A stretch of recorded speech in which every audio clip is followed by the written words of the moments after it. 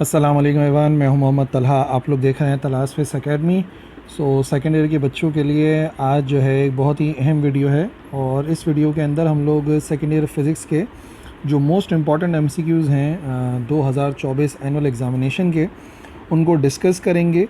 और ना सिर्फ उनके सही आंसर्स को देखेंगे बल्कि हम जो है वो और भी बातें जो है वो डिस्कस करेंगे किसी पर्टिकुलर मल्टीपल चॉइस क्वेश्चन के हवाले से, ताकि अगर उस मल्टीपल चॉइस क्वेश्चन के अंदर थोड़ी बहुत चेंजेस हो तो फिर भी आप उसको अटैम्प्ट कर पाएँ।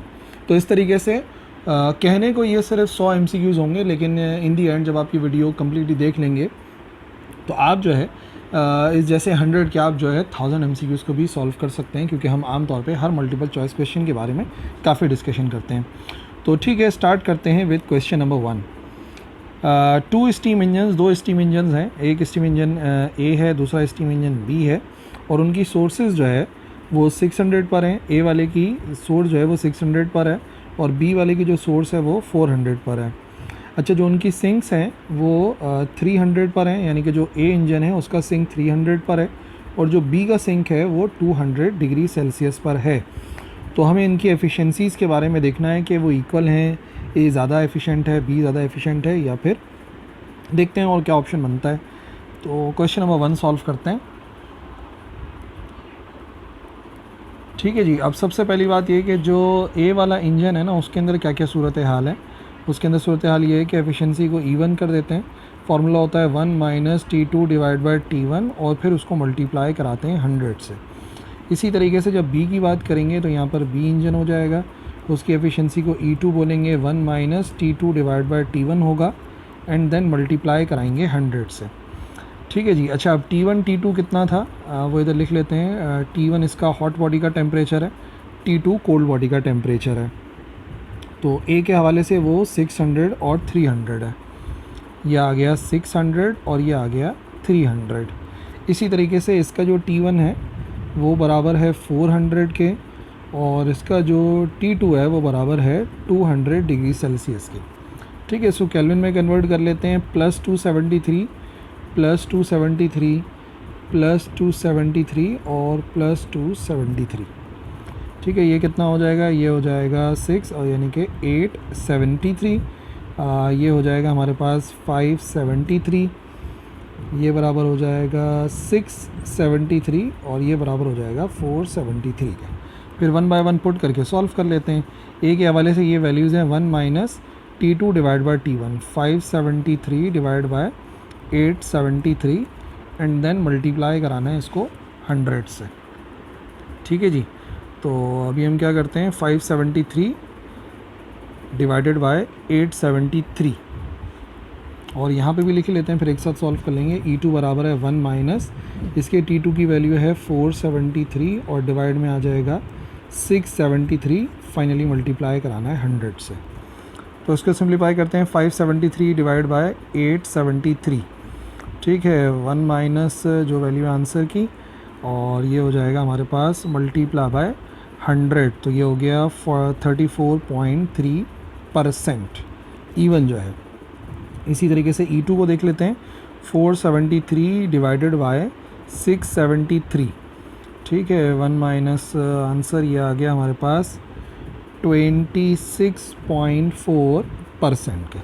ठीक है, अब यहाँ पर दोनों की एफिशिएंसीज आ गई और क्लियरली नज़र आ रहा है कि जो E1 की एफिशिएंसी है वो E2 से ज़्यादा है। तो दैट्स वाई करेक्ट आंसर हो जाएगा A is more efficient than B।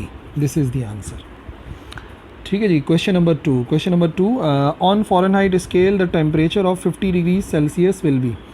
Fahrenheit scale के ऊपर जो टेम्परेचर होता है 50 डिग्री सेल्सियस, वो किसके बराबर होता है? यानी कि टेम्परेचर हमें सेल्सियस में गिवन है और हमें फ़ारेनहाइट में कन्वर्ट करना है उसको। सो देख लेते हैं क्वेश्चन नंबर 2। सबसे पहली बात यह है कि हमें कन्वर्ट करना है, टेम्परेचर सेल्सियस में गिवन है और हम उसे फ़ारेनहाइट में कन्वर्ट करना चाह रहे हैं। तो फार्मूला अप्लाई करेंगे, 9 TC डिवाइड बाई 5 और प्लस का आ जाएगा 32। ठीक है, तो 9 TC की वैल्यू 50 सेल्सियस है, डिवाइड बाय 5 प्लस का लिखा हुआ है 32। ये आ गया 10, 9 10s आर 90 और प्लस का आ जाएगा 32। 90 + 32 करेंगे तो TF आ जाएगा, ये बराबर होगा 122 डिग्री फ़ारेनहाइट के। So correct answer will be 122 degree Fahrenheit, this one. Question number 3. Kinetic energy per mole of an ideal gas. Ideal gas के जो काइनेटिक एनर्जी है पूरे एक मोल की वो बतानी है कि कितनी होगी। ठीक है, तो देखो एक तो आप डायरेक्टली याद रख सकते हो, ये बराबर होती है 3/2 RT है, लेकिन ज़्यादातर बच्चे पर मोल याद नहीं रखते, लेकिन काइनेटिक एनर्जी एक मॉलिक्यूल की तो याद रखते हैं ना। तो याद रखिए एक मॉलिक्यूल की जो काइनेटिक एनर्जी होती है उसका तो फॉर्मूला ड्राइव भी होता है। काइनेटिक एनर्जी बराबर होती है 3/2 KT के बराबर। ठीक है, अब पर मोल की बात कर रहे हैं तो जो काइनेटिक एनर्जी होती है पर मोल यानी कि एक मोल की कितनी होगी, ये एक मॉलिक्यूल की है। एक मोल के अंदर कितने मॉलिक्यूल होते हैं? एक मोल के अंदर होते हैं एवोगाड्रोस कांस्टेंट के बराबर के नंबर ऑफ मॉलिक्यूल। अब बाकी सारी चीज़ें सही हैं, लेकिन यहाँ पर ये जो लिखा हुआ है ना K और Na, K और Na का जो प्रोडक्ट होता है वो एक्चुअली बराबर होता है R के। ठीक है, ये आ गया K और Na का प्रोडक्ट जो कि R के बराबर है। तो फाइनल फार्मूला हो जाएगा 3/2 RT। इस वजह से हम ये कहते हैं कि जो काइनेटिक एनर्जी होती है पर मोल वो एक्चुअली बराबर होती है 3/2 RT के। So that's why correct answer है 3/2 RT। Question number 4. In this process no heat enters और लीव द सिस्टम। इसमें से कौन सा ऐसा प्रोसेस है जिसमें ना तो हीट एंटर होती है ना ही लीव करती है? तो आपको मैं बताता हूँ हर एक का मतलब, तो आपको इजीली याद रह जाएगा। Isochoric, iso mean same, core यानी कि वॉल्यूम, ये वो है जिसके अंदर वॉल्यूम कांस्टेंट रहता है। आइसो यानी कि सेम, बार यानी कि प्रेशर, ये वो प्रोसेस है जिसके अंदर प्रेशर कांस्टेंट रहता है। आइसो मीन सेम, थर्म मतलब हीट, तो बेसिकली इसमें टेम्परेचर कांस्टेंट रहता है। और ये जो वर्ड आ रहा है ना एडियाबैट, एडियाबैट का मतलब होता है इंसुलेटर। और आप जानते हैं जब भी किसी बॉडी को इंसुलेटर पर रखा जाता है तो ना ही उसमें हीट जो है वो एंटर हो सकती है ना ही लॉस हो सकती है। दैट्स वाई ये वो प्रोसेस है जिसके अंदर कोई हीट एंटर और लीव नहीं होती उस सिस्टम में। A container is filled with a sample of an ideal gas. एक कंटेनर है, आइडियल गैस से फिल हुआ हुआ है और उसका प्रेशर 1.5 ATM है, एटमॉस्फेयर है। The gas is compressed isothermally. फिर हम क्या करते हैं, सेम टेम्परेचर रखते हुए उसे कंप्रेस करते हैं to 1/4 of its original volume, यानी कि जो भी उसका ओरिजिनल वॉल्यूम है उसको 1/4 जो है हम कंप्रेस कर देते हैं, कम कर देते हैं वॉल्यूम को। तो नया प्रेशर कितना हो जाएगा? अब देखिए सबसे पहले बात हो रही है आइसोथर्मली। जब प्रोसेस होता है ना आइसोथर्मल, तो वहाँ पर हम इस्तेमाल करते हैं बॉयल्स लॉ। बॉयल्स लॉ के मुताबिक P1 V1 हमेशा बराबर होता है P2 V2 के। पहले ये पूरा प्रोसेस समझ लो, फिर मैं शॉर्टकट बताता हूँ। अब यहाँ पर क्या बात बनेगी, ये कह रहे हैं कि इनिशियल प्रेशर 1.5 है। ठीक है, इनिशियल प्रेशर जो है वो 1.5 ATM है और इनिशियल वॉल्यूम V1 का V1 ही है। P2 मालूम करना है और जो फाइनल था उसको हमने 1/4 कर दिया था एक्चुअल वॉल्यूम के, यानी कि जो V2 है उसकी जगह पे हम 1/4 V लिख देते हैं। ठीक है, अब यहाँ पे कैंसिल क्या क्या होगा, V1 से V1 हो जाएगा कैंसिल। इसका मतलब जो फाइनल प्रेशर है वो हो जाएगा 4 इधर जाके हो जाएगा मल्टीप्लाई 1.5 मल्टीप्लाई बाय 4 जो कि बराबर होता है 6 के। इसका मतलब प्रेशर जो है वो 6 ATM होगा। करेक्ट आंसर जो है वो 6 ATM है। लेकिन एक अहम बात जो मुझे आपको समझानी है ना वो ये है कि यहाँ पर हमने वॉल्यूम को 4 गुना कम किया है। अब वैसे जो बॉयल्स लॉ है वो प्रेशर और वॉल्यूम का प्रोडक्ट जो है ना वो बराबर होता है कांस्टेंट के। अब अगर हम वॉल्यूम को 4 गुना कम करते हैं तो प्रेशर को 4 गुना बढ़ाना पड़ेगा। तो ये सिंपल सी लॉजिक है, बिना सॉल्व किए आप 2 मिनट में सॉल्व कर सकते हैं। वॉल्यूम को 4 गुना कम किया है तो प्रेशर 4 गुना बढ़ जाएगा। तो इनिशियली 1.5 था, मल्टीप्लाई बाय 4 करके 4 ATM आ जाएगा। सिंपल सी लॉजिक है, पूरा सॉल्व करो या शॉर्टकट याद रखो। The area enclosed by PV diagram of a Carnot cycle. Carnot cycle की PV डायग्राम है, तो उसके अंदर जो एरिया पाया जाता है बेसिकली वो किससे जाहिर करता है? अगर आपको याद हो तो कार्नोट इंजन की ना एक PV डायग्राम होती है, स्पेशल प्रेशर वॉल्यूम डायग्राम। सबसे पहले आता है आइसोथर्मल एक्सपेंशन, फिर आता है एडियाबैटिक एक्सपेंशन, फिर आता है आइसोथर्मल कंप्रेशन, फिर आता है adiabatic compression.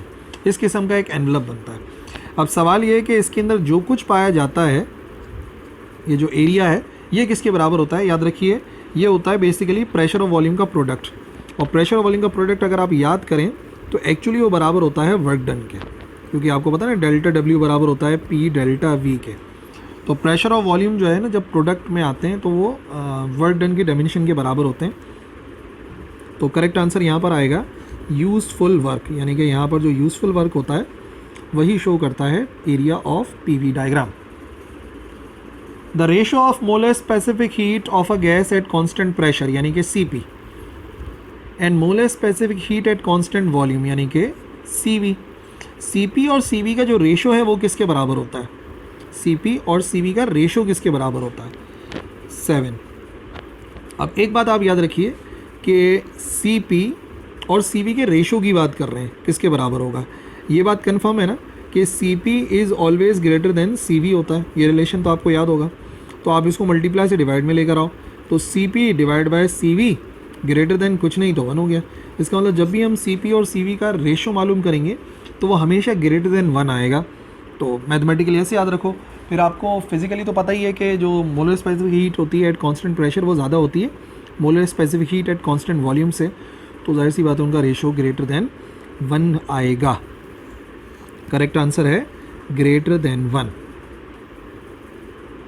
Molecules of which gas, किस गैस के molecules oxygen nitrogen in air will move fast at some particular temperature, किसी पर्टिकुलर टेम्परेचर पे किस गैस के मॉलिक्यूल्स ज़्यादा तेज़ रफ्तार से हरकत करते हैं, मूव करते हैं, ये फाइंड करना है हमें। Question number 8। तो क्योंकि बात हो रही है मूवमेंट की तो स्पीड की बात होगी, तो VRMS का जो फॉर्मूला है वो होता है 3RT/m। ठीक है भाई, ये फार्मूला है। अब इस फार्मूले के मुताबिक टेम्परेचर तो वो कह रहे हैं कांस्टेंट है, R जनरल गैस कांस्टेंट है, कांस्टेंट होता है। इसका मतलब सब कुछ डिपेंड करता है उसके मोलर मास पे कि उस गैस का मोलर मास कितना है। अब अगर बात करें तो हमारे सामने एक तो है नाइट्रोजन और एक है ऑक्सीजन। नाइट्रोजन जो है ये 28 AMU होता है, ठीक है ना, नाइट्रोजन है ना 14 तो 28 हो जाएगा, ऑक्सीजन 16 32 होता है। अब रिलेशन ये बताता है कि मास ज़्यादा तो स्पीड कम, सही है, मास ज़्यादा तो स्पीड कम, इसका मतलब ऑक्सीजन की स्पीड कम होगी और नाइट्रोजन की स्पीड ज़्यादा होगी। तो सवाल ये था कि कौन ज़्यादा तेज़ी से मूव करेगा, तो नाइट्रोजन जो है वो ज़्यादा तेज़ी के साथ हरकत करेगा क्योंकि उसका मास कम है, मास कम तो स्पीड ज़्यादा। Question number 9। If the temperature of a cold body is decreased, अगर टेम्परेचर किसी कोल्ड बॉडी का डिक्रीज़ कर दें तो जो एफिशिएंसी है कार्नोट इंजन की वो क्या हो जाएगी?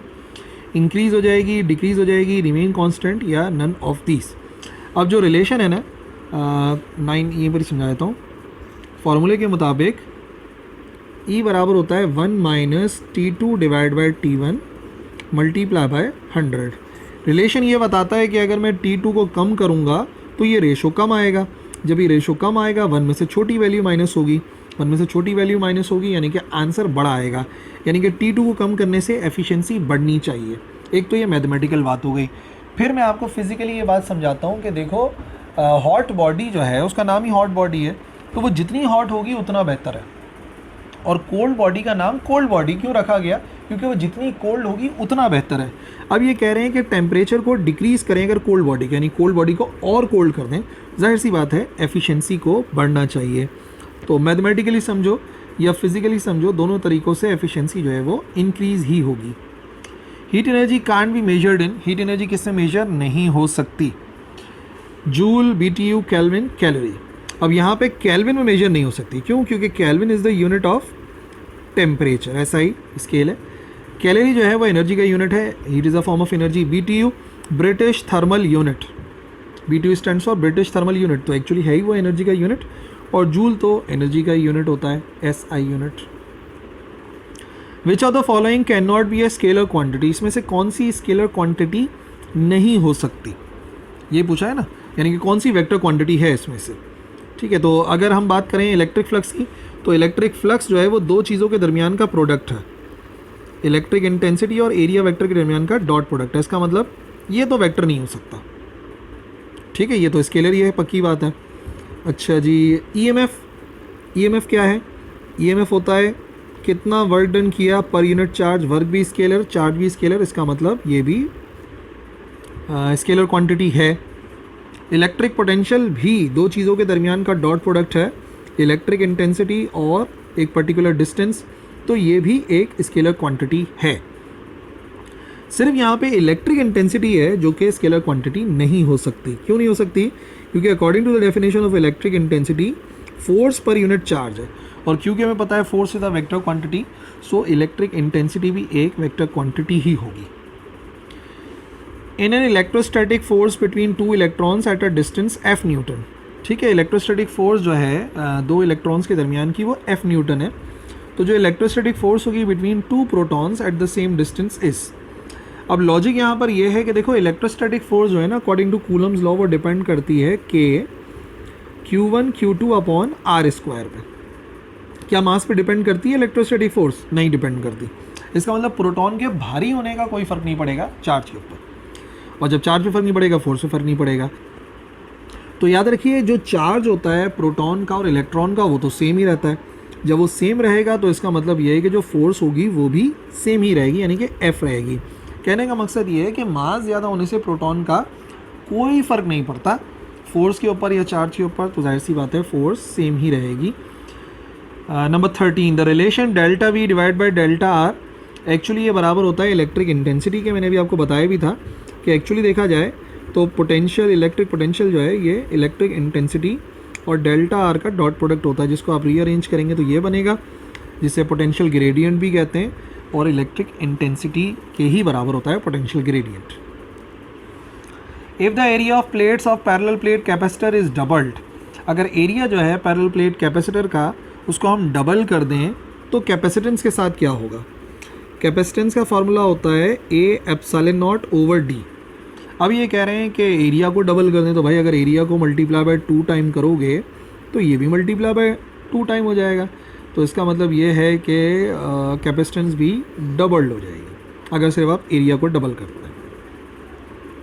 15, दो कैपेसिटर्स हैं 3 और 6 माइक्रोफैराड के, सीरीज़ में कनेक्ट करा है, तो इक्विवेलेंट कैपेसिटेंस कितनी होगी? 3 और 6 माइक्रोफैराड का, 3 और 6 माइक्रोफैराड का दो कैपेसिटर है सीरीज़ में। सीरीज़ में ऐसे करके ऐड करते हैं C1 प्लस C2 का रेसिप्रोकल बराबर होता है 1/C के। अब एक है 3 माइक्रोफैराड और एक है 6 माइक्रोफैराड, तो माइक्रो में ही सॉल्व कर लेते हैं।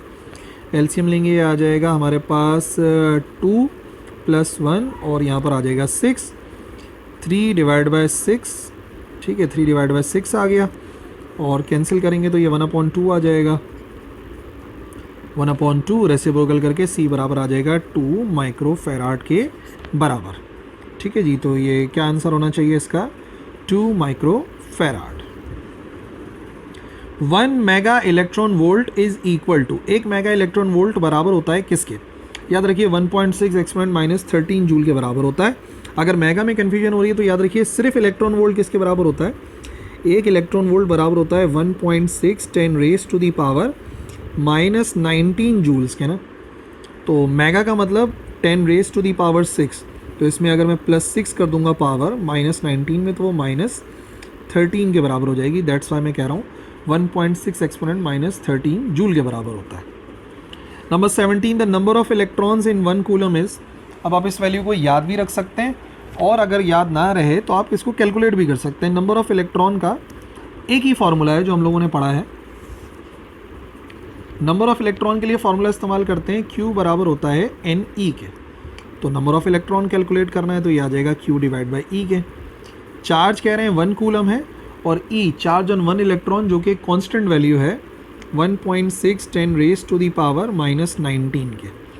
तो आप डिवाइड कीजिए इसको, 1 डिवाइडेड बाय 1.6 एक्सपोनेंट -19 के, ये बराबर आता है 6.25 10⁻18 इलेक्ट्रॉन्स। बस इस वैल्यू को आपने याद रख लेना है, यहाँ से मिल जाएगी आपको 6.25 एक्सपोनेंट 18 इलेक्ट्रॉन्स होते हैं एक कूलम के चार्ज में।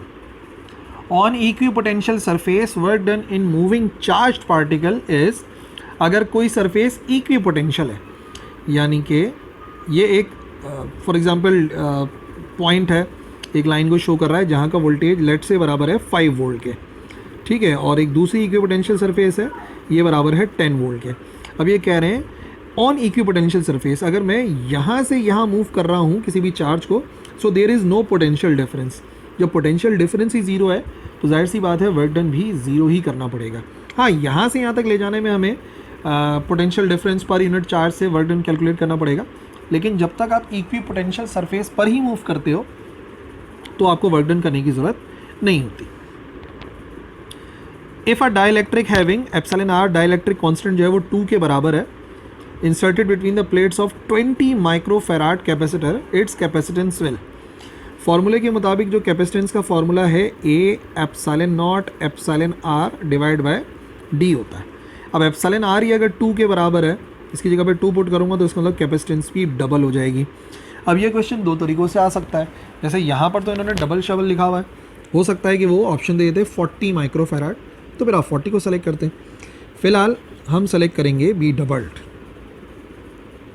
क्वेश्चन नंबर 20, एक रेजिस्टर है जो कैरी कर रहा है करंट आई, ठीक है ना, आई करंट कैरी कर रहा है। The power dissipated is P, power जो डिसिपेट हो रही है वो पी के बराबर है। The power dissipated if the same resistor carries the current 3 times of I, अगर करंट 3 टाइम्स ऑफ आई गुजरने लगे तो बताइए अब पावर डिसिपेशन कितनी हो जाएगी। अब देखिए रेजिस्टर के थ्रू जो पावर डिसिपेशन होती है उसका फॉर्मूला होता है आई स्क्वायर आर के बराबर। अब नई जो पावर डिसिपेशन निकालनी है तो उसमें कह रहे हैं कि जो आई है एक्चुअली वो 3 टाइम्स ऑफ आई के बराबर हो गया, इसका स्क्वायर करना पड़ेगा, आर करना पड़ेगा, और ये जो वैल्यू है 3 का स्क्वायर होता है 9 और बच गया आई स्क्वायर आर।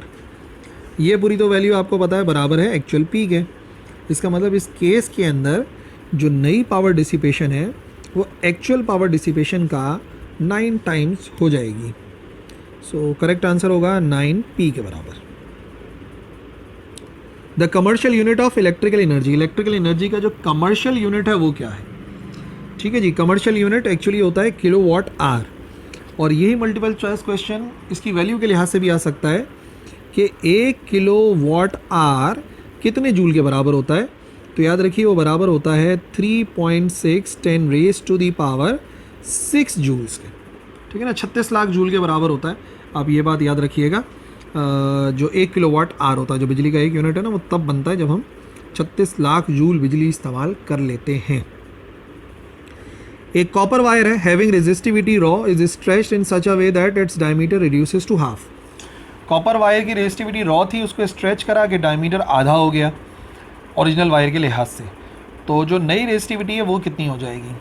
तो अब बच्चों कंफ्यूज नहीं होना, आप इसका फार्मूला भी याद करते हो, तो फार्मूले से अक्सर बच्चे कंफ्यूज हो जाते हैं कि यार जब ये कह रहे हैं कि डायमीटर आधा हो गया तो इसका मतलब ये है कि एरिया आधा हो गया। ये सब भूल जाओ, रेजिस्टिविटी डिपेंड करती है जस्ट मटेरियल में।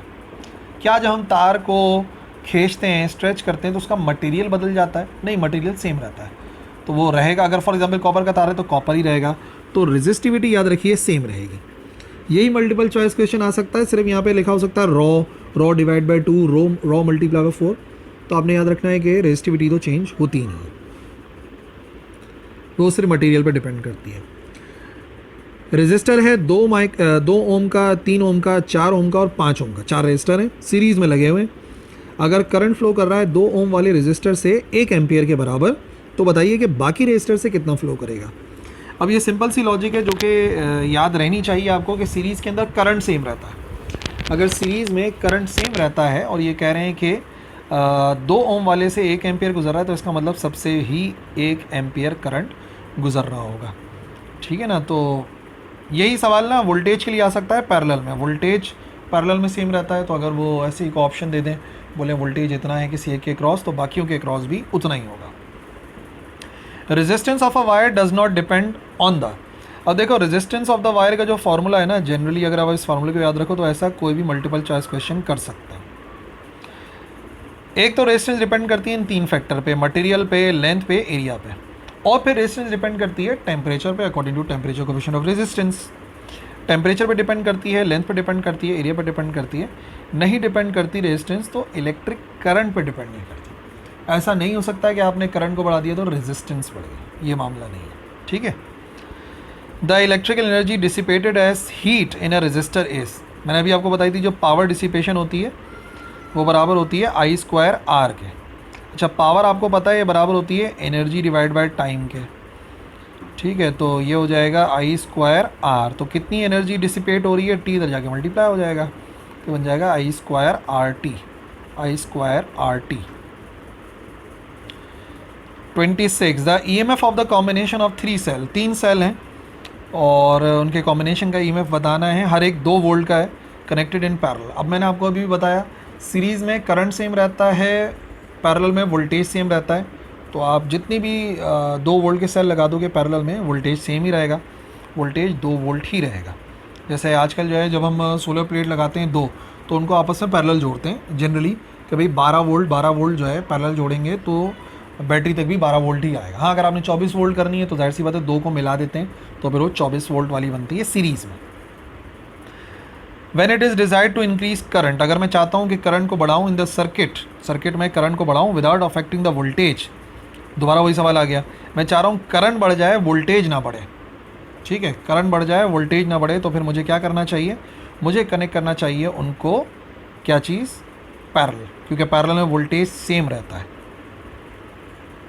सीरीज़ में लगा दूंगा तो वोल्टेज बढ़ जाएगा, और यहाँ पे तो कह रहे हैं कि without affecting the voltage. 2 wires of resistance R1 and R2 are connected in series, 2 तार हैं, R1 है R2 है, सीरीज़ के अंदर हमने कनेक्ट करा है।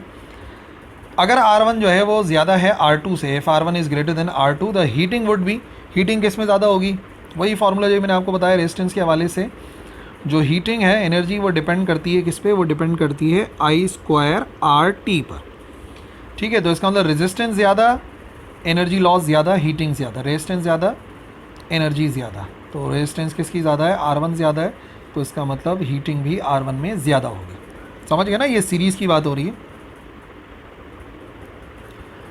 Joule per coulomb is called joule per coulomb, work done per unit charge, joule per coulomb is known as volt, joule per coulomb volt होता है, जो कि आप याद रख सकते हैं। पोटेंशियल डिफरेंस का फार्मूला होता है work done per unit charge, work का यूनिट होता है जूल, चार्ज का यूनिट होता है कूलम, तो जूल पर कूलम हो जाएगा वोल्ट के बराबर।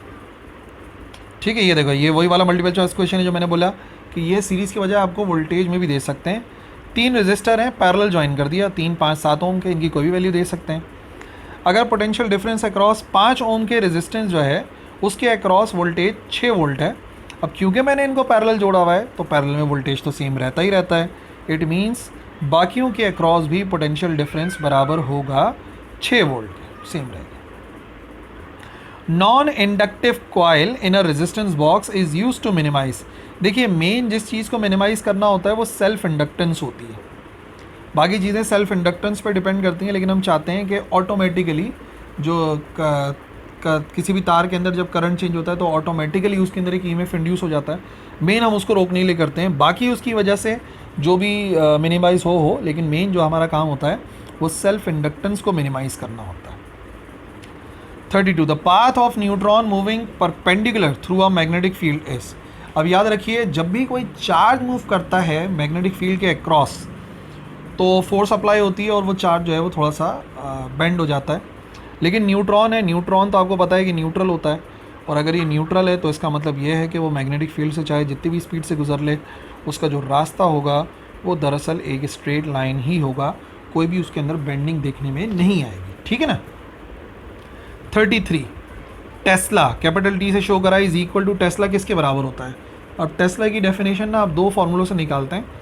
सबसे पहले तो आप जो निकालते हैं फार्मूला BIL साइन थीटा से निकालते हैं। BIL साइन थीटा छोड़ो, यूनिट के लिए एंगल की ज़रूरत नहीं है। यहाँ से जब हम B की वैल्यू को कैलकुलेट करते हैं तो B बराबर आता है F divided by IL। Force का यूनिट होता है न्यूटन एम्पेयर और इसका यूनिट होता है मीटर, तो न्यूटन एम्पेयर मीटर होना चाहिए, न्यूटन पर एम्पेयर मीटर होना चाहिए, this Newton per ampere metre. ठीक है ना, आप याद भी रख सकते हैं और इस फार्मूले के ज़रिए भी थोड़ा बहुत इजी हो जाएगा। The practical application of phenomenon of mutual induction, mutual induction का मतलब 2 कॉइल होंगे एक दूसरे के करीब, एक में करंट चेंज करेंगे, दूसरे में ऑटोमेटिकली एक ईएमएफ इंड्यूस हो जाएगा, और ऐसा होता है हमारे पास ट्रांसफार्मर में। ट्रांसफार्मर के अंदर जो है वो म्यूचुअल इंडक्शन के ज़रिए काम होता है। AC जनरेटर के अंदर मोशनल ईएमएफ काम करता है, रेक्टिफायर का काम डिफरेंट है, वो AC को DC में कन्वर्ट करता है, और डायनामो जो है वो एक्चुअली AC जनरेटर का ही एक नेम है जो कि हमने पढ़ा था।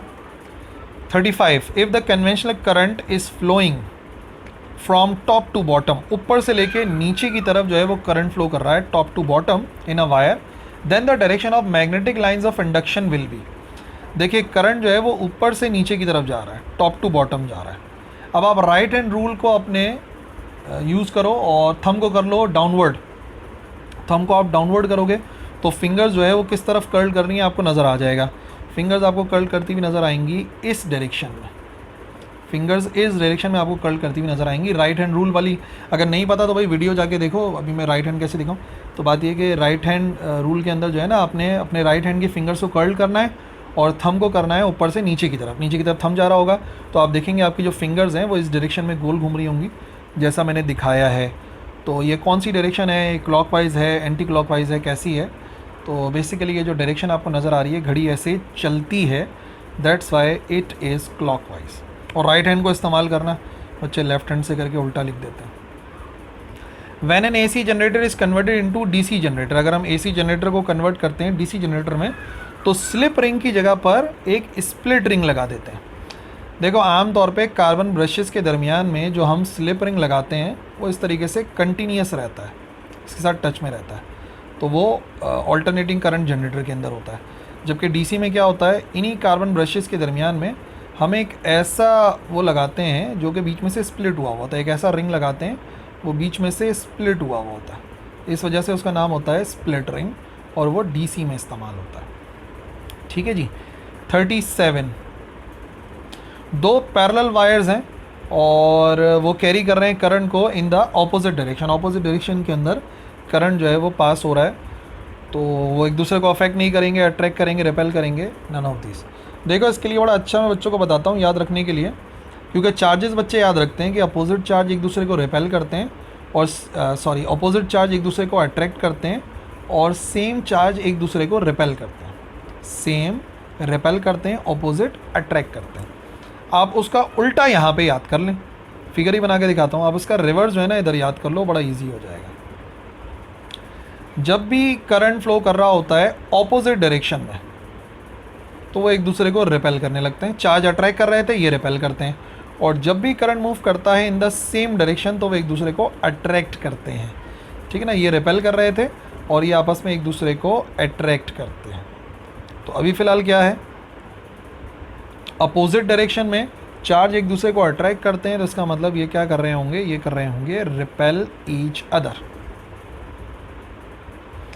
The core of transformer is laminated to reduce the loss of energy caused by, हम जो कोर ऑफ ट्रांसफार्मर को लेमिनेट कर देते हैं, पॉलिशिंग करते हैं, तो एक्चुअली हम किस चीज़ को रिड्यूस करते हैं, एक्चुअली हम लोग एडी करंट्स को रिड्यूस करते हैं, और एडी करंट्स की वजह से कुछ और भी रिड्यूस हो जाए, लेकिन मेन जो मकसद है वो एडी करंट की रिडक्शन है। The motional EMF induced in a coil is independent of, जो मोशनल ईएमएफ होता है VBL साइन थीटा, ठीक है, ये फॉर्मूला है हमारे पास मोशनल ईएमएफ का, वो किस पर डिपेंड नहीं करता। चेंज ऑफ फ्लक्स, जाहिर सी बात है जितना तेज़ी से मूव करेंगे उतना तेज़ी से फ्लक्स आएगा, तो इस पर तो डिपेंड करता है।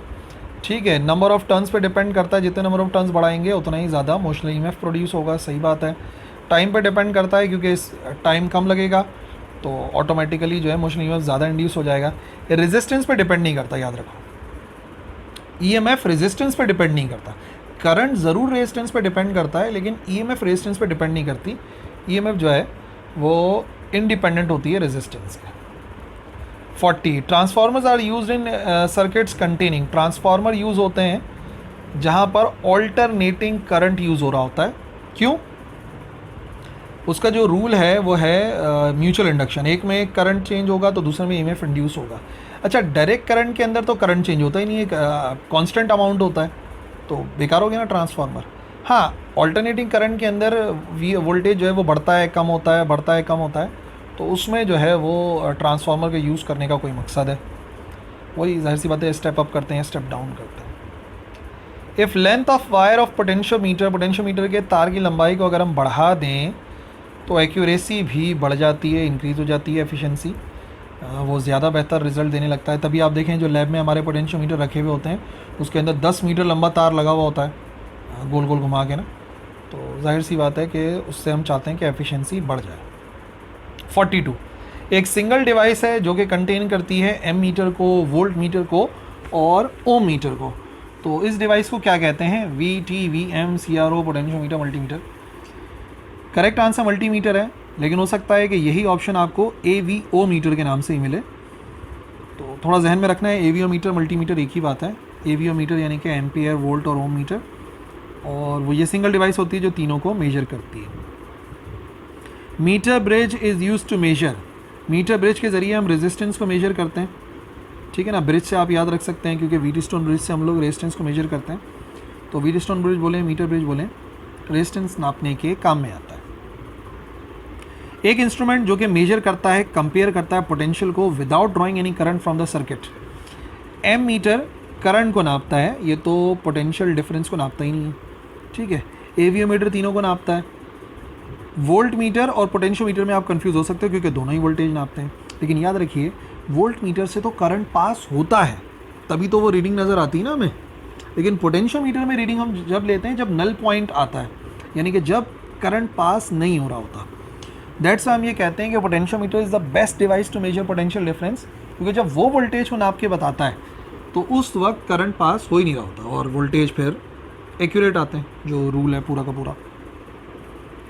45 इन अ मूविंग कॉइल गैल्वानोमीटर, एक मूविंग कॉइल गैल्वानोमीटर है। तो जो यू शेप मैग्नेट के कॉन्केव पोल पीसेज होते हैं, उनको कॉन्केव क्यों बनाते हैं? ताकि जो मैग्नेटिक फील्ड हो वो रेडियल हो जाए, गोलाई के अंदर काम करे। देखिए अगर वो पीसेज ऐसे होंगे ना, सीधे सीधे, नॉर्थ होगा और साउथ होगा, कॉइल यहाँ पे रखा हुआ है, तो लाइंस ऑफ फोर्सेस कुछ ऐसे करके काम करेंगी। लेकिन हम क्या करते हैं, हम उसके पोल्स को कॉन्केव बनाते हैं। तो कॉन्केव बना के फ़ायदा क्या होता है, इस तरीके से यहाँ पे कॉइल रखा होता है, तो जितनी भी लाइंस होती हैं वो इसके ऊपर रेडियली एक्ट करती हैं।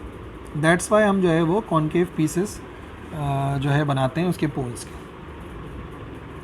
46 when the condition R1 divide by R2 R3 divide by R4 satisfy हो जाती है इन अ व्हीटस्टोन ब्रिज, तो जो करंट होता है गैल्वानोमीटर में वो ज़ीरो होता है। गैल्वानोमीटर नल डिफ्लेक्शन शो करता है, तभी ये कंडीशन सेटिस्फाई होती है, जिसे हम कहते हैं condition for balanced Wheatstone bridge. In electric circuits rheostat can be largely used as, जो इलेक्ट्रिक सर्किट्स होते हैं उसमें ज़्यादातर जो हम इस्तेमाल करते हैं रियोस्टेट को, वो हम पोटेंशियल डिवाइडर के तौर पे इस्तेमाल करते हैं। जस्ट लाइक डिमर जो होते हैं पंखों के, पोटेंशियल डिवाइडर के तौर पे यूज़ करते हैं। देखो पावर सप्लाई नहीं है, सोर्स ऑफ पोटेंशियल एक ही बात है, दोनों ही नहीं है, और सोर्स ऑफ करंट भी नहीं है। 48 जैसे कि हम जानते हैं आई बराबर होता है सी थीटा बी एन ए। तो अगर मैं चाहता हूं कि इंक्रीज़ कर दूं सेंसिटिविटी ऑफ गैल्वानोमीटर, तो मुझे किसकी वैल्यू को डिक्रीज़ करना पड़ेगा? तो ये फार्मूला पहले आपको लिख के दिखाना पड़ेगा, फिर बात ज़्यादा क्लियर हो जाएगी। देखिए उन्होंने ना फार्मूला कैसे लिख के दिया, पहले तो आप वो देखो। उन्होंने ऐसे लिखा फार्मूला कि आई बराबर होता है C theta divide by B N A, लेकिन पूछ वो सेंसिटिविटी का रहे। अब सेंसिटिविटी बराबर होती है थीटा डिवाइड बाय आई के। अगर आप यहाँ से रीअरेंज करोगे थीटा डिवाइड बाय आई, तो बेसिकली वो बराबर किसके आएगा, वो बराबर आएगा B N A divide by C के। आई इधर जाके डिवाइड हो गया, ये बी एन ए उधर जाके मल्टीप्लाई, सी जाके डिवाइड हो गया। तो अब बात यह है कि सेंसिटिविटी डायरेक्टली इन तीनों चीज़ों पर डिपेंड करती है और इन्वर्सली डिपेंड करती है सी पर, यानी कि कपल पर ट्विस्ट पर। सवाल के मुताबिक क्या डिक्रीज़ करने से बढ़ सकती है सेंसिटिविटी? जाहिर सी बात है जो अपॉन में लिखा हुआ है उसी को डिक्रीज़ करने से आप सेंसिटिविटी को बढ़ा सकते हैं। तो अगर आप कपल पर ट्विस्ट कम कर देंगे तो नतीजे में जो गैल्वानोमीटर है वो ज़्यादा सेंसिटिव हो जाएगा। Galvanometer can be converted into ammeter. Galvanometer को एम मीटर में कन्वर्ट करने के लिए हमें उसको जोड़ना पड़ता है पैरेलल, इस तरीके से एक शंट रेजिस्टेंस के साथ, जो कि बहुत ही छोटी रेजिस्टेंस होती है। नतीजे में ये कन्वर्ट हो जाता है एम मीटर में। अब सवाल यही था एम मीटर में कन्वर्ट करने के लिए क्या करते हैं, एक बहुत ही छोटी रेजिस्टेंस लगाते हैं इन पैरेलल। और अगर यही सवाल वोल्ट मीटर के लिए होता तो बहुत बड़ी रेजिस्टेंस लगाते in series. The process of reducing amplitude of vibration of coil of galvanometer is called, इसे कहते हैं डैम्पिंग। डैम्प करना, रोकने को, भारीपन को कहते हैं। तो शंटिंग नहीं होता, डोपिंग एक अलग चीज़ है, ड्रिफ्टिंग भी बहुत डिफरेंट है।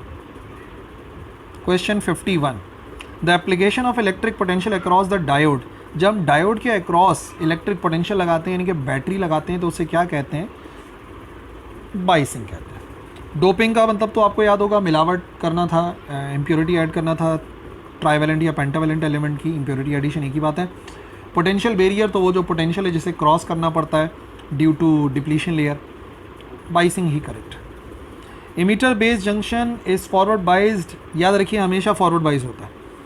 इमीटर बेस्ड जंक्शन हमेशा फॉरवर्ड बाइज्ड होता है, चाहे NPN ट्रांजिस्टर हो चाहे PNP ट्रांजिस्टर हो, हर सूरत में फॉरवर्ड बाइस होता है। In semiconductor the energy gap between the valence band and the conduction band is, जो सेमीकंडक्टर है उसमें जो एनर्जी गैप होता है वैलेंस बैंड और कंडक्शन बैंड में, वो काफ़ी नैरो होता है, ठीक है, बहुत ही कम गैप होता है। जबकि यही सवाल अगर वो देते कि ये गैप होता ही नहीं है, नॉट प्रेजेंट, तो फिर ये वाला जवाब किसके लिए बनता, ये बनता कंडक्टर में। बैंड थ्योरी ऑफ सॉलिड में मैंने समझाया था कंडक्टर में कोई एनर्जी गैप होता ही नहीं है। और अगर बात होती है इंसुलेटर की तो फिर वो वाइड होता है। लेकिन अब सवाल में इन्होंने पूछा था किसको, सवाल में इन्होंने पूछा था अपना सेमीकंडक्टर को, दैट्स वाई हमने नैरो लिख दिया। These are donor impurities. कौन सी डोनर इम्प्योरिटीज़ हैं? डोनर का ताल्लुक होता है ग्रुप 5A से, पेंटावेलेंट एलिमेंट से। तो आपने क्या करना है, अगर आपको पेंटावेलेंट एलिमेंट पता है तो आप डायरेक्टली सेलेक्ट कर लोगे, वरना आप ये देख लो कि कोई ऑप्शन में ऐसी चीज़ तो नहीं है जो तीसरे या चौथे ग्रुप से ताल्लुक़ रखती हो, तो ऑटोमेटिकली सही हो जाएगा। जैसे लिथियम, लिथियम का ताल्लुक है ग्रुप 3 से, तो ये तो आउट हो गया। सिलिकॉन का ताल्लुक है ग्रुप 4 से, ये भी आउट हो गया। गैलियम का ताल्लुक ग्रुप 4 से, ये भी आउट हो गया। एंटीमनी और आर्सेनिक ही दो ऐसे एलिमेंट्स हैं जो कि 5A ग्रुप से ताल्लुक़ रखते हैं, पेंटावेलेंट हैं, तो वो डोनर इम्प्योरिटीज़ हैं। यही सवाल एक्सेप्टर इम्प्योरिटीज़ के लिए होगा, तो आपको ट्राइवेलेंट एलिमेंट सेलेक्ट करना पड़ेगा। Hole in a semiconductor is actually the, जो होल होता है सेमीकंडक्टर में जो कि हम कंडक्शन में स्टडी करते हैं, वो एक्चुअली क्या होता है, वो होती है vacancy in the valence band, absence of electron, जहाँ से इलेक्ट्रॉन जगह छोड़ देता है या जहाँ पे इलेक्ट्रॉन की जगह होती है, वैकेंसी होती है, तो वो कहलाता है होल, ठीक है ना। पॉजिट्रॉन, इलेक्ट्रॉन, हीलियम वगैरह कुछ भी नहीं होता। The speed of electromagnetic wave is given by, ये है correct formula, 1 divide by under root epsilon naught और म्यू नॉट। अगर भूल जाओ खुदा ना खास्ता तो एप्सिलॉन नॉट और म्यू नॉट की वैल्यू पेपर में गिवन ही होती है, कॉन्स्टेंट्स में गिवन होती है लाजमी तौर पे। कैलकुलेटर के अंदर ये चारों वैल्यूज पुट करके देखो, जिसका आंसर 3 एक्सपोनेंट 8 आ रहा होगा वही करेक्ट है, ठीक है ना। फॉर एग्जाम्पल अगर भूल जाओ तो 57 the diode which gives visible light when energised, कौन सा डायोड होता है जिसको जो विजिबल लाइट देता है जब उसको एनर्जी मिलती है, उसे कहते हैं LED। LED stands for light emitting diode, ठीक है। तो लाइट इमिटिंग डायोड है तो ऐसी बात है, यही डायोड है। बाकी फोटोवोल्टेइक सेल एक डिफरेंट चीज़ है, फोटो डायोड एक डिफरेंट चीज़ है, और LCD लिक्विड क्रिस्टल डिस्प्ले वो भी बिल्कुल अलग है। डायोड तो इसमें से एक ही है जो लाइट को इमिट करेगी। बाकी फोटो डायोड इसका उल्टा है, जब लाइट पड़ती है तो वो इलेक्ट्रिसिटी को कंडक्ट करता है, ठीक है ना। 58 with the increase in temperature the resistance of semiconductor. अब एक याद रखने का तरीका बता दूं पहले, देखो कंडक्टर की रेजिस्टेंस जो है वो बढ़ती है टेम्परेचर बढ़ाने से, तो इसका उल्टा सेमीकंडक्टर में होता है। सेमीकंडक्टर में क्या होता है, जो रेजिस्टेंस होती है वो डिक्रीज़ हो जाती है, जैसे ही आप टेम्परेचर बढ़ाओगे रेजिस्टेंस डिक्रीज़ हो जाएगी। अच्छा, रेजिस्टेंस डिक्रीज़ क्यों हो जाती है मैं आपको बताता हूँ। जैसे ही आप टेम्परेचर बढ़ाते हैं तो जो इलेक्ट्रॉन्स होते हैं कंडक्शन बैंड में उनको एनर्जी मिलना शुरू हो जाती है। जब एनर्जी मिलना शुरू हो जाती है तो वैलेंस बैंड से कंडक्शन बैंड में चले जाते हैं। तो एक्चुअली जब वो इजीली जा रहे हैं तो रेजिस्टेंस डिक्रीज़ ही हो गई ना। तो दोनों तरीक़ों से आप याद रख सकते हैं। PN junction diode works as an insulator. PN junction diode insulator के तौर पे काम करती है जब उसको रिवर्स बाइस्ड में जोड़ते हैं, और फॉरवर्ड बाइस्ड में वो कंडक्टर के तौर पे काम करती है, मैक्सिमम करंट को पास होने देती है।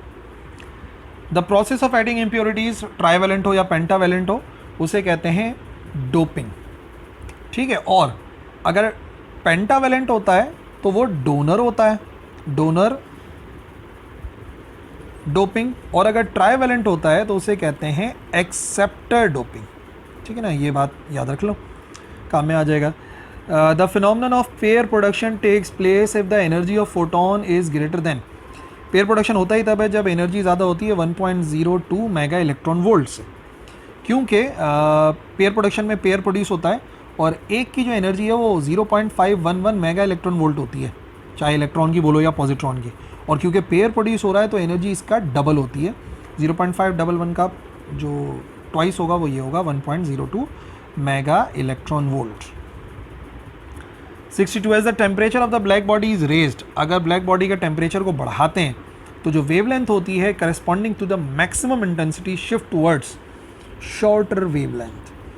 वीन्स डिस्प्लेसमेंट लॉ के तहत, ये जो मल्टीपल चॉइस क्वेश्चन है ये वीन्स डिस्प्लेसमेंट लॉ के तहत है 62, जिसके मुताबिक जो वेवलेंथ होती है फॉर मैक्सिमम इंटेंसिटी और जो टेम्परेचर का प्रोडक्ट होता है वो कांस्टेंट होता है, या आप ये कह सकते हैं कि इनका जो रिलेशन है वो इन्वर्स है।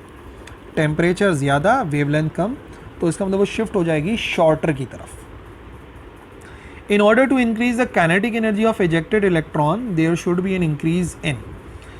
अगर मैं चाहता हूँ कि जो फोटो इलेक्ट्रॉन निकल रहे हैं उनकी काइनेटिक एनर्जी ज़्यादा हो, तो मुझे जो है वो फ्रीक्वेंसी बढ़ानी चाहिए।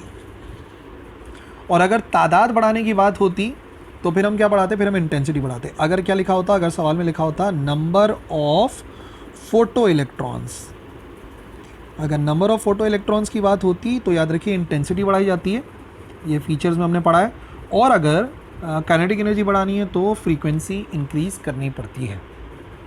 64, according to the special theory of relativity. Special theory of relativity के तहत जो मास होता है पार्टिकल का, जब स्पीड ऑफ लाइट से ट्रेवल करता है तो बहुत ही आसान सी बात है, मास जो है वो इनफाइनाइट हो जाता है। अगर आप चाहो तो मास वेरिएशन का फॉर्मूला जो है वो आप याद रखें और उसको अप्लाई करें, 1 minus v square over c square. आप v की जगह पे c पुट करो, c स्क्वायर से c square cancel, 1 minus 1 0, m naught divide by 0 infinite होता है। तो पुट करके भी चेक कर सकते हो और याद भी रख सकते हो। वैसे हमने डिस्कस किया था इसके फीचर्स के अंदर ना, जब पढ़ा था लेंथ कॉन्ट्रैक्शन, मास वेरिएशन वगैरह। द मैथमेटिकल एक्सप्रेशन, ये एक्सप्रेशन इसका नाम मैंने अभी भी आपको बताया था, इसे कहते हैं वीन्स डिस्प्लेसमेंट लॉ। जबकि रेले जीन्स लॉ जो है वो हमें बताता है इंटेंसिटी जो है वो रेले जीन्स कांस्टेंट, और स्टीफेंस लॉ बता रहा हूँ पहले, सिग्मा टी की पावर 4 होता है। और रेले जीन्स लॉ जो है ये हमें बताता है एनर्जी जो है वो इन्वर्सली डिपेंड करती है 1 ओवर लेमडा मैक्स की पावर 4 के, ठीक है। और प्लैंक्स लॉ आपको पता है ई डायरेक्टली प्रोपोर्शनल होता है टू द फ्रीक्वेंसी, जो कि ई बराबर होता है एच एफ के या एच न्यू के, एक ही बात है, ठीक है ना। दोनों सूरतों में आप याद रख सकते हैं। डी ब्रॉलीज वेवलेंथ फार्मूला याद रखना है, लैम्डा बराबर होता है एच ओवर एम वी के।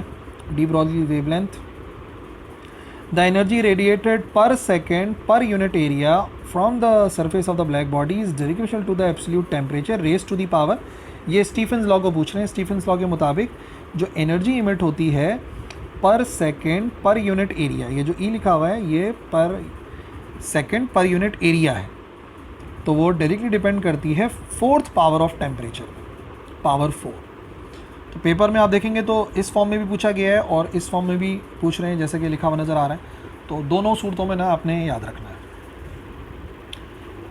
68, इन कॉम्पटन स्कैटरिंग प्रोसेस, जो वेवलेंथ होती है स्कैटर्ड एक्स रेस की, उसे कहते हैं कॉम्पटन शिफ्ट इन वेवलेंथ, बढ़ जाना।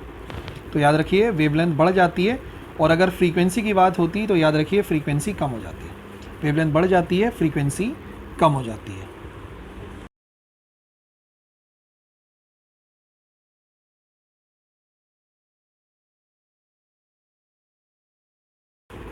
A frame of reference is called inertial।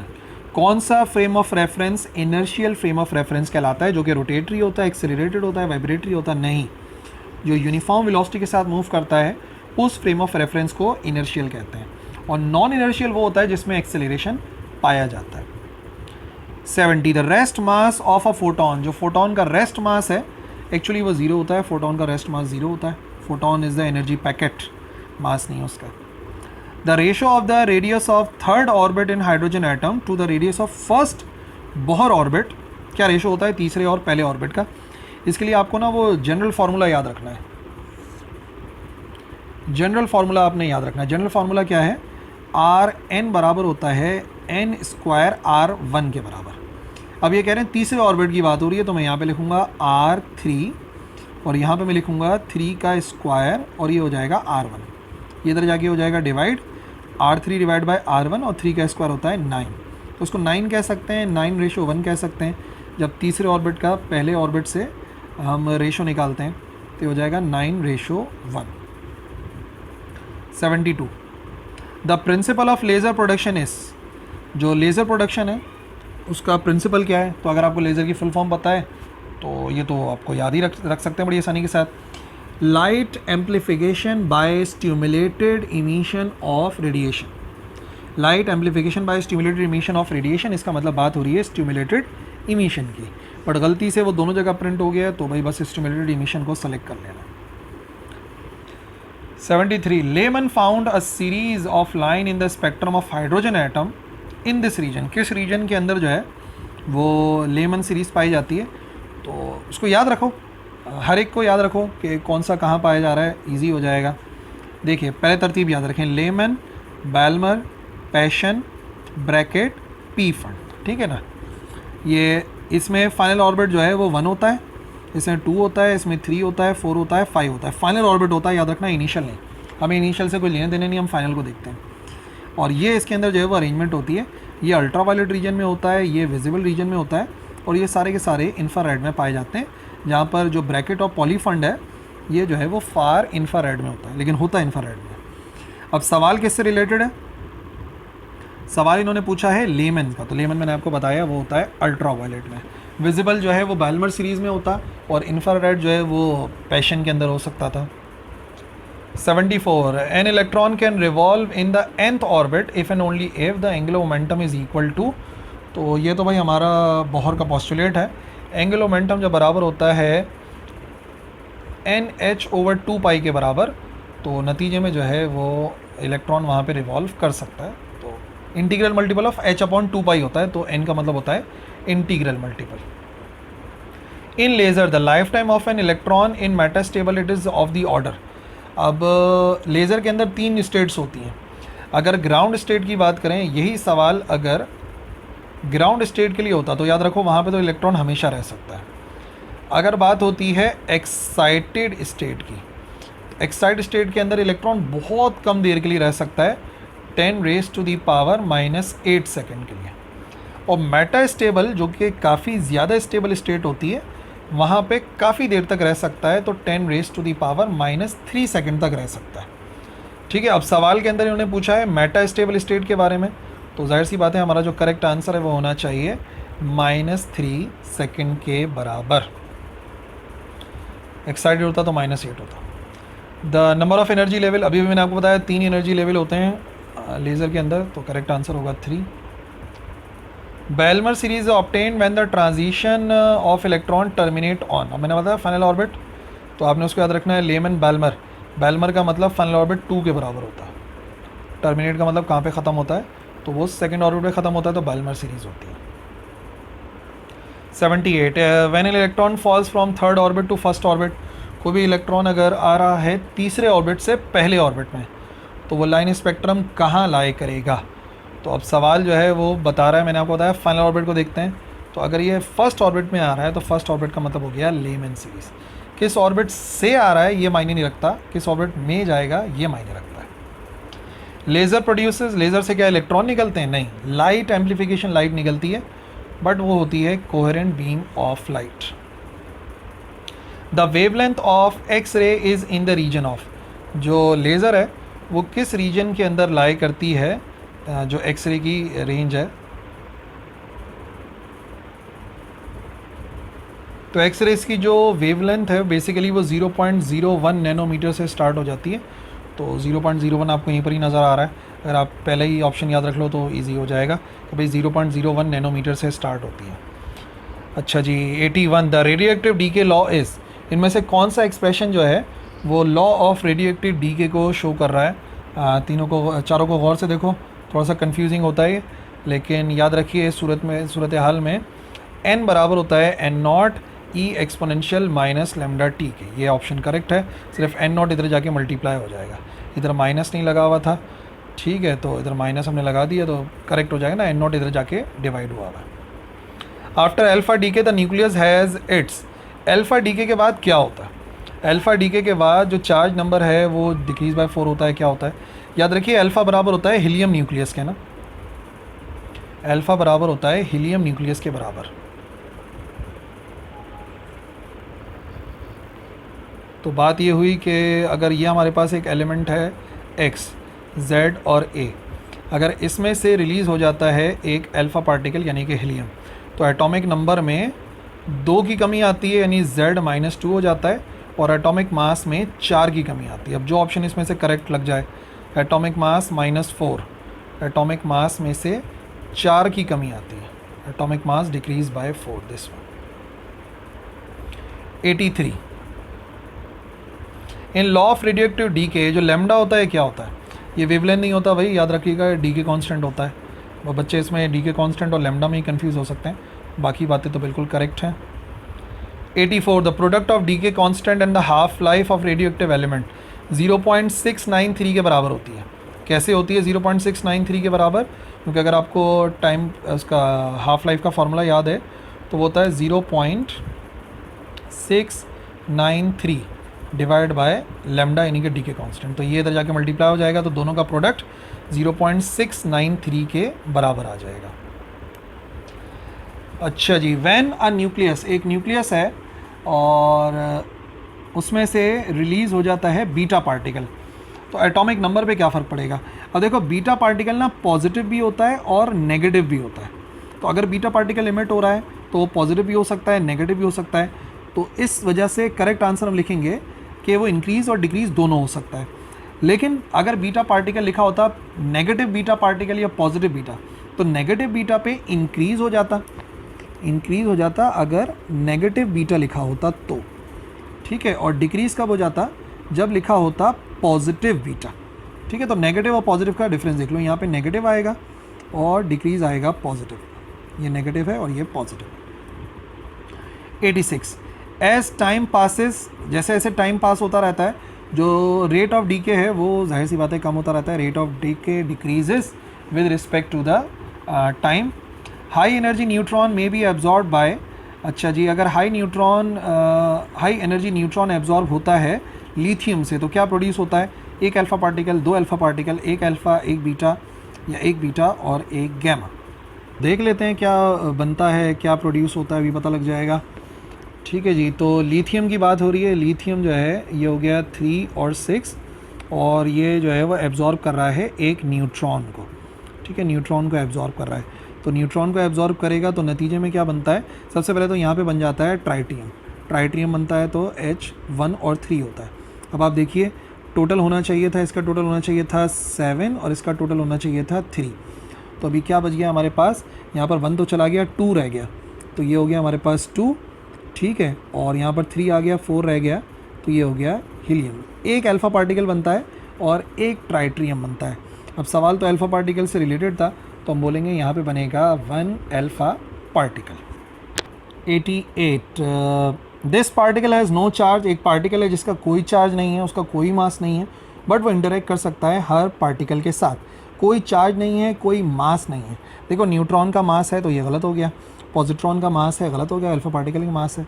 Photon वो है जिसके पास ना कोई चार्ज है ना ही कोई मास है।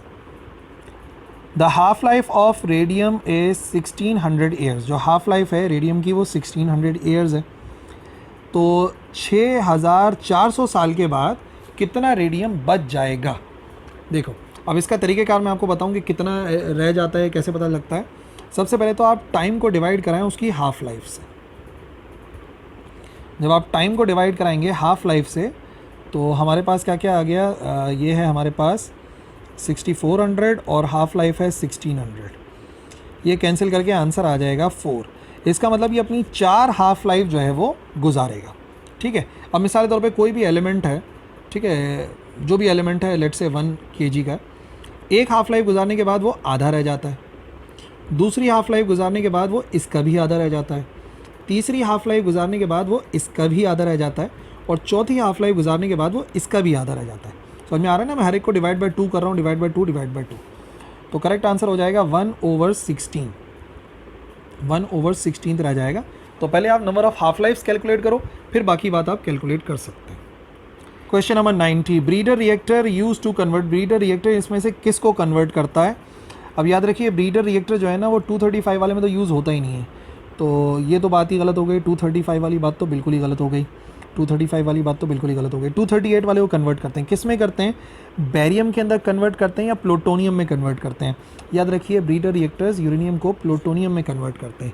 ये जो नॉन फिजनेबल आइसोटोप होता है यूरेनियम का, इसको प्लूटोनियम में कन्वर्ट करते हैं, उसी को कहते हैं ब्रीडर रिएक्टर। 91। ये डिवाइस जो है वो इस्तेमाल की जाती है आयनाइजिंग पार्टिकल्स के पाथ को विजिबल करने के लिए। विल्सन क्लाउड चैम्बर पढ़ाई हमने चैप्टर नंबर 20 के अंदर, विल्सन क्लाउड चैम्बर से ही पिक्चर्स ली जाती हैं, जो पाथ है उसको विजिबल किया जाता है। इनमें से कौन सा सबसे ज़्यादा आयनाइजिंग पार्टिकल है? अल्फ़ा पार्टिकल, क्योंकि सबसे ज़्यादा मैसिव है, सबसे ज़्यादा चार्ज वाला है, तो उसकी आयनाइजेशन भी सबसे ज़्यादा है। In treating localize cancerous tumour, narrow beam किसकी इस्तेमाल की जाती है? अगर लोकलाइज है, बॉडी के अंदर है, तो गैमा रेस को इस्तेमाल करते हैं, तो gamma rays from cobalt 60 is used. Cancer of thyroid gland is treated by, अब थायराइड के अंदर सबसे ज़्यादा क्या चीज़ जाके स्टोर होती है, जो कि हमने स्टडी भी करा है चैप्टर के अंदर, वो है आयोडीन। तो उसके कैंसर को भी आयोडीन से ही ट्रीट किया जाएगा। 95 एज ऑफ स्पेसिमेन जो कैलकुलेट करते हैं उसे कार्बन 14 की मदद से, उसे रेडियो कार्बन डेटिंग कहते हैं। रेडियो एक्टिव कैल्शियम जो है जब कोई इंसान या जानवर लेता है तो कितनी परसेंटेज जो है वो बोन्स के अंदर डिपॉजिट हो जाती है यंग वन में? तो 90% हो जाती है, 90 to 95%। और अगर यही सवाल जो है वो ओल्ड एज का होता तो 40% करेक्ट होता। The rate of flow of blood in the body can be traced by using sodium, sodium को, क्योंकि सोडियम ब्लड में जाके फ़ौरन जल्दी से मिल जाता है, जिससे आपको नमक से ब्लड प्रेशर हाई रहता है, फ़ौरन ब्लड में जाता है नमक। If a small quantity of radioactive iodine is taken in food, फिर दोबारा वही सवाल डिफरेंट तरीके से पूछा गया। थायराइड ग्लैंड के अंदर जाके स्टोर होता है जो रेडियोएक्टिव आयोडीन हम लेते हैं। स्टेरिलाइजेशन जो की जाती है सर्जिकल इंस्ट्रूमेंट की, वो की जाती है गैमा रेस के ज़रिए। एंड फाइनली 100 जो है स्ट्रोंशियम 90 जो है वो असल में बीटा पार्टिकल की एक सोर्स है। ठीक है जी, तो ये हैं वो 100 MCQs जिनकी प्रैक्टिस का मैं आपको मशवरा देता हूँ, एडवाइस करता हूँ। इंशाल्लाह इनकी प्रैक्टिस के बाद, इस वीडियो को मुकम्मल देखने के बाद आपकी जो MCQs की प्रैक्टिस है आप देखेंगे पेपर के अंदर बहुत हेल्पफुल होगी, और दूसरों तक भी पहुँचाइए इस वीडियो को ताकि वो भी प्रैक्टिस कर सकें। इंशाल्लाह मेरी तरफ से पूरी दुआएं आप लोगों के साथ हैं। ऑल दी बेस्ट, अल्लाह हाफ़िज़।